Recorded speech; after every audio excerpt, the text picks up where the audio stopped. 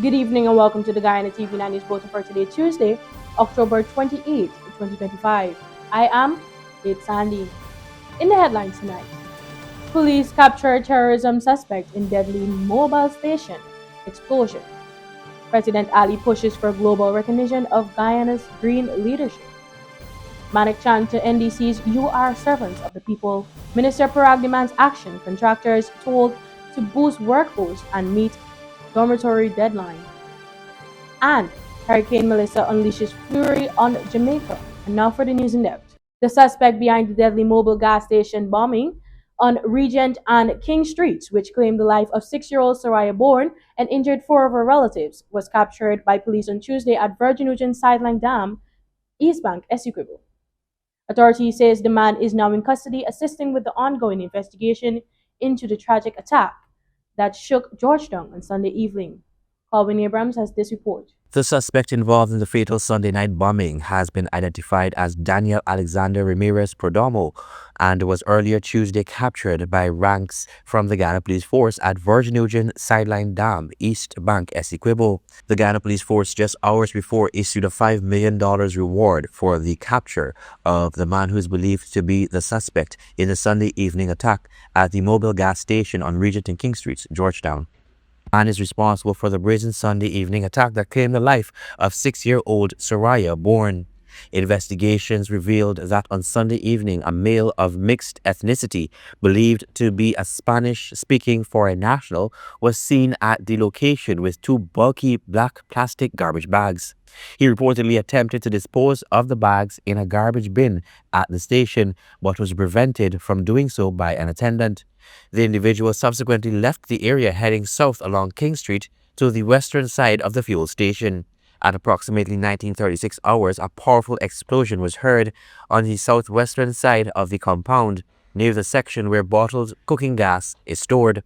The blast caused extensive damage to the building, several parked vehicles, and nearby properties.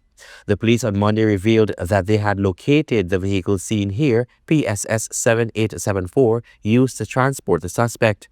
3 individuals, including a male Venezuelan national, had been taken into custody and is assisting with the investigation. On Tuesday, police had discovered the clothing used by the man to carry out the heinous attack. 6-year-old Soraya Bourne and her family were at the time parking their vehicle when the explosive device detonated. The 6-year-old was pronounced dead on arrival at the Georgetown Public Hospital Corporation. The other relatives in the vehicle, PTT 8275, were Janika Hooper, 27 years old, the child's aunt, and her mother, Yvonne Jonas, 71 years old, Sadesh McIntosh, 12 years old, a student, along with her nephew, Rashad Lord, 7 years old. Colin Abrams, Ghana TV9 News. Thank you, Colin. While Guyana continues to capture global attention as one of the fastest growing economies and a major new oil producer, President Dr. Mohamed Irfan Ali is calling on the world to look beyond the barrels. Speaking at the 9th edition of the Future Investment Initiative, FII9, in Saudi Arabia, the president urged investors to also recognize Guyana as a climate innovator, a country balancing rapid development with a strong commitment to environmental and biodiversity protection. Here's more. During a roundtable discussion at the FII9, President Ali emphasized that Ghana's economic transformation must go hand in hand with sustainability. He reminded global investors that Ghana is not only rich in natural resources, but also plays a crucial role in the planet's ecological health. And you're talking about a country, Guyana, that has kept its biodiversity almost intact. And we have one of the highest biodiversity rate by density in Guyana. And yet, so many persons are not aware of the country with the highest biodiversity density. We have one of the lowest deforestation rate in the world, yet many people are not aware of the country with the lowest deforestation rate in the world. We store 19.5 gigatons of carbon, yet many persons are not aware of the country that stores 19.5 gigatons of carbon. We have a standing forest that is 89% of the country, yet many persons does not know that this is the country that is keeping the world alive.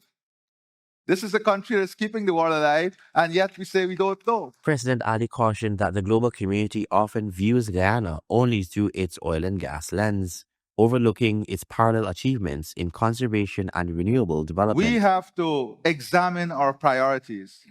And if we speak about climate change, energy security, food security, ecotourism, human capital development, and we try to lock our thinking only into the big country syndrome or the developed world syndrome, then we will not allow ourselves to understand what the rest of the world is doing and what the rest of the world is offering for the solutions of this, in terms of the challenges we face. And that is Guyana. President Ali highlighted that despite Ghana's small population, its workforce is dynamic and its development strategy, powered by energy, technology, and human capital, positions it to compete globally. Every country, you must be able to compete in a global system.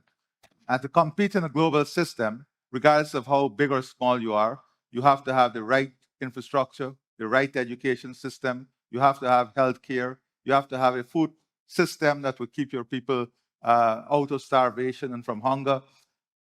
You have to do these things. In our case, we are now able to have energy that will be competitive and allow us to compete in an energy infrastructure of which digitization, AI will be a big part. So now we're leapfrogging into the 2030 and beyond world, where AI, data centers, digitization, and technology will play an important part.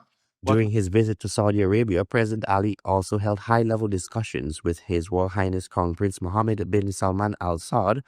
Both leaders agreed to deepen cooperation across multiple sectors, including biodiversity, energy, infrastructure, and investment, anchored by an implementation and follow-up mechanism to ensure tangible results. Colin Abrams, Ghana TV9 News. Minister of Education Sonia Parag has called on contractors working on the Northwest Secondary School Dormitory Project in Region 1 to increase their workforce and extend working hours to meet new construction deadline. During her visit to the site on Tuesday, Minister Parag noted that the project had encountered early delays due to accessibility challenges at the location. As a result, the contractor was granted an extension with the new completion deadline set for January 31st, 2026. Despite the extension, Minister Parag urged that immediate action be taken to accelerate progress while ensuring that ongoing works do not disrupt students currently residing in the existing dormitories. Look, we've spoken to the contractor to ensure that measures are taken and taken immediately. That is to up the manpower, that is to ensure that they up the hours. And while they do that, also try not to affect the students who are currently in the dormitory, so that even if they up their manpower and their work at night, that they would be able to do things that are not going to be disruptive to the students. The minister further emphasized that two key structures, the dining hall and the male dormitory, are targeted for completion by the end of November 2025. Two of the buildings, which would be the dining hall area and the male dormitory, is scheduled to be completed by the end of November.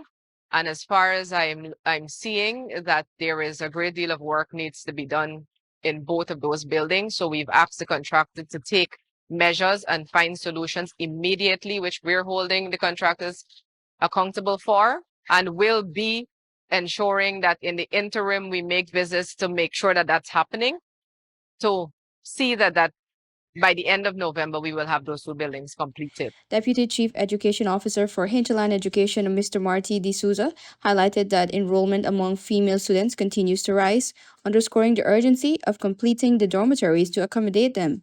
Minister Parag reaffirmed the government's commitment to ensuring that students from river and remote communities have equal access to quality education in a supportive environment. Right now, you do have students who are in the riverine areas, but they are able to get their learning from the nearby villages.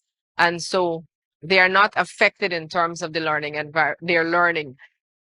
However, we would like them to be in a dormitory attending school by January of 2026. So we're looking forward to ensure that this is completed and completed on time, and we're working with the contractor to make that happen. During the visit, The minister was joined by officials from the Ministry of Education, along with the regional vice chairman, the regional executive officer, and other regional representatives.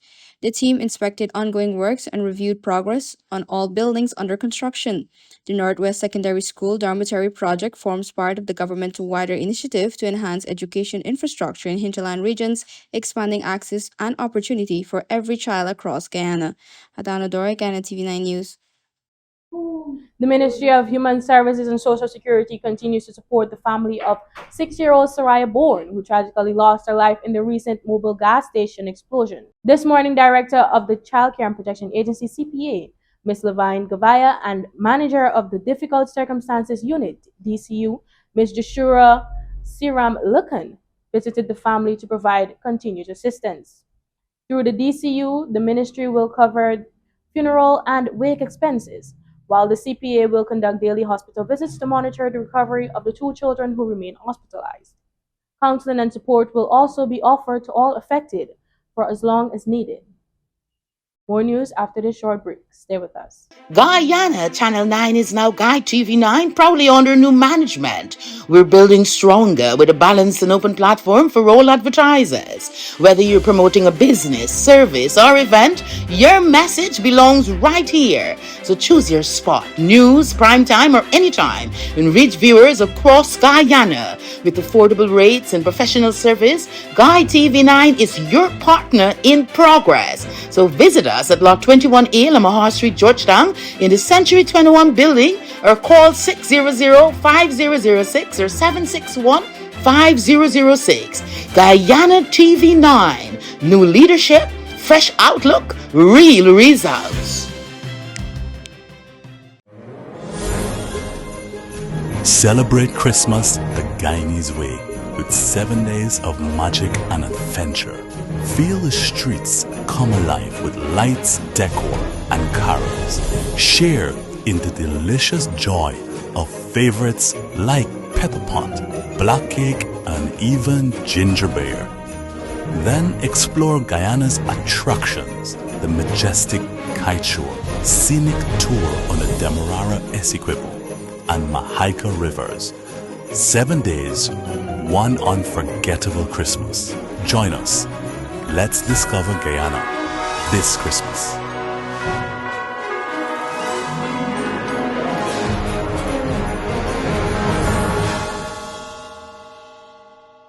Want to place your death announcements and in memoriam messages on Channel 9? Call 592-761-5006, 710-5008, 600-5006. Or visit our office at Lot 85A Lamaha Street, Albertown, Georgetown, Century 21 building.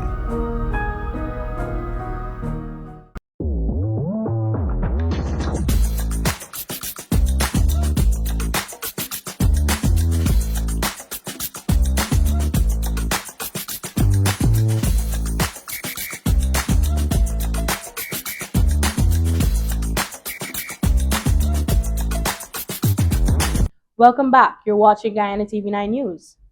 Minister of Local Government and Regional Development Priya Manik-Chan has reminded Neighborhood Democratic Councils NDCs that their foremost responsibility is to serve the people who elected them. More from Adana Doric. During a meeting with council representative from Region 2, Minister Manik-Chan emphasized the need for local leaders to embrace a more service-oriented approach to governance, one that focuses on teamwork, responsiveness, and community needs. And I also had a great pleasure of meeting the 8 NDCs, their chairs, vice, overseer, and all the councillors for the 8 NDCs in the Pamplona Supanam area, as well as the Anna Regina municipality. And the whole reason is for us to understand that we're a team and that they are servants of the people that live in their community, and that we must go forward with a different direction. Service-oriented, efficient, responsive, paying particular attention to people's needs and being responsive to those. She explained that many of the concerns raised by the councils were similar across regions and assured that her ministry is already addressing several, while others will be taken to the relevant agencies for action. I'm very pleased that people feel like they're leaving here energized to go back and serve in their communities. You know, we are a very service-oriented government, and so I explained to them that every time they smile with someone, it's like I'm smiling with that someone. But every time they snarl at someone, it's also as though you're making me snarl at that person. And that's not how I'd like to serve. And that's not how I'd like our team of NDC servants across the US to be able to serve. The meeting forms part of the ministry's broader effort to strengthen local governance and ensure that community leaders remain closely connected to the people they represent. Adana Doric, Guyana TV9 News. Graduates of the 2025 diploma class of the Guyana School of Agriculture, GSA, are celebrating the completion of their studies and looking ahead to promising futures in agriculture and beyond. At the school's graduation ceremony held at Monrepo, East Coast, Demerara, students shared heartfelt reflections on their experiences from early mornings on the farm to balancing academic and practical training. More in this report. The Guyana School of Agriculture, established in 1963, plays a pivotal role in developing the nation's food and agricultural workforce, offering diploma and certificate programs in animal health, crop production, agro-processing, and agricultural management. The institution has long been a gateway for young professionals seeking to contribute to food security and national development. With government support expanding in the sector, including scholarship opportunities and plans for a veterinary school, GSA remains central to Guyana's vision of modernizing agriculture and empowering youth. As the ceremony ended, graduates eagerly shared their thoughts, expressing pride, gratitude, and hope for what lies ahead. I feel that it is really good that a lot of young people is coming into agriculture because many years back people would think agriculture is just like nothing. But now it is very important in Guyana. I'm a graduate of the 2025 diploma class. My experience, I would say it was kind of hectic, especially waking up for farm and certain lecturers, but I'm thankful because I learned a lot from them. And for the future, I would like to soar into the medical field or probably psychology or even agriculture. I'm not sure, but wherever God leads me, that's where I'll go. I'd say it is a good thing because previously there weren't a lot of jobs and opportunities for us, but now I'd say it's good for the agri students. And you know, agriculture is looked down upon because it's not, oh, you're not a doctor, you're not a lawyer. But I think agriculture is very important because without agriculture, we wouldn't have food. It feels great now knowing that, it's I've completed, moving on to better things in life, greater things in life. I look at this as an opportunity to further my studies at the University of Guyana. The government investing is just encouraging persons to, take part more and these type of things. So yeah, my agriculture, definitely the way to go. The diploma in veterinary public health and animal health at the Guyana School of Agriculture. I really enjoy the program. It's one where we learn about livestock production, we learn about animal care, we learn also about veterinary public health, which incorporates animal health and public health, knowing that, there's some diseases that can be transferred. And when they're transferred, they can affect the public in a whole, and we don't want that to happen.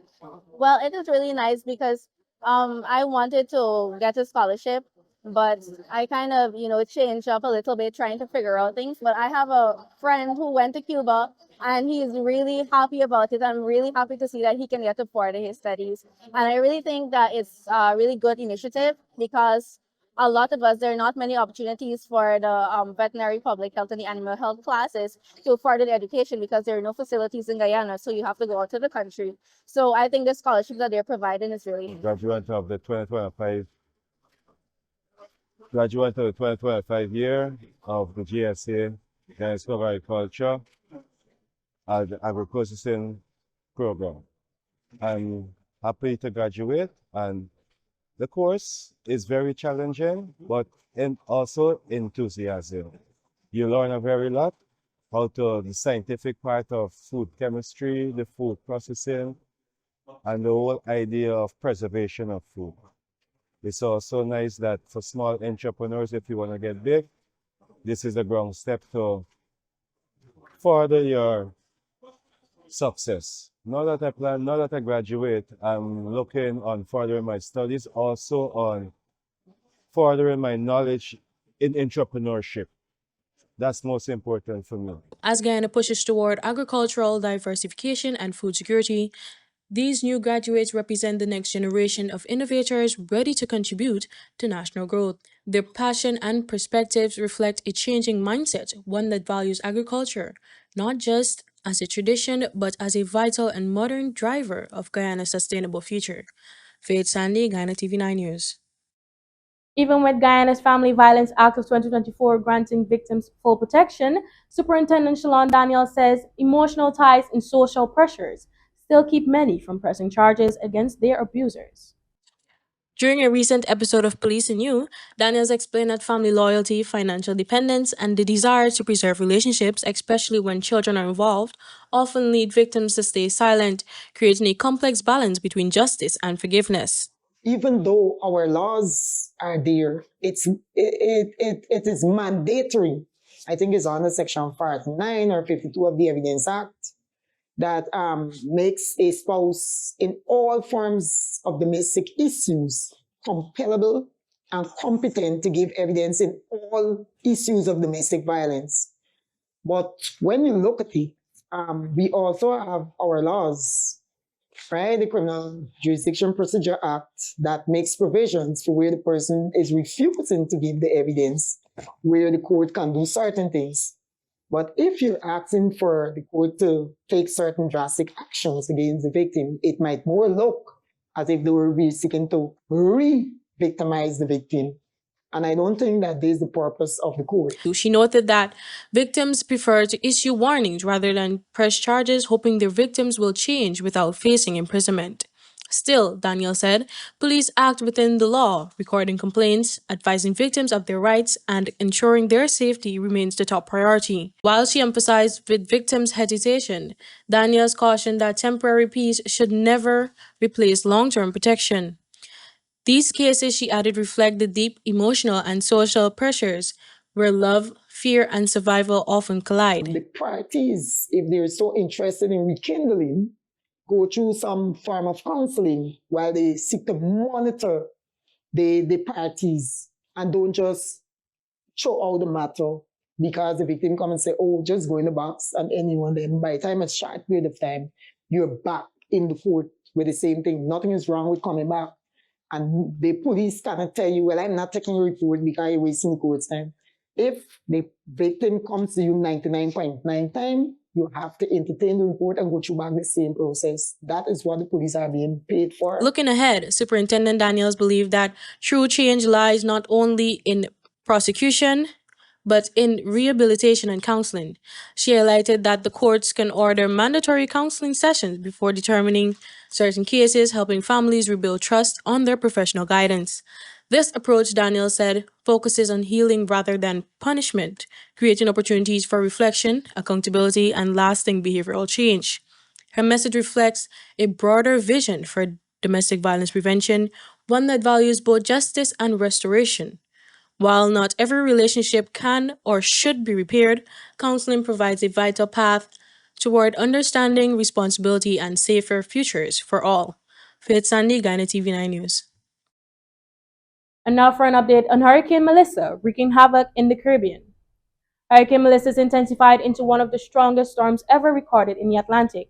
According to the National Oceanic and Atmospheric Administration, Melissa now packs sustained winds of 185 miles per hour with a central pressure of 892 millibars, making it one of the most powerful hurricanes on record.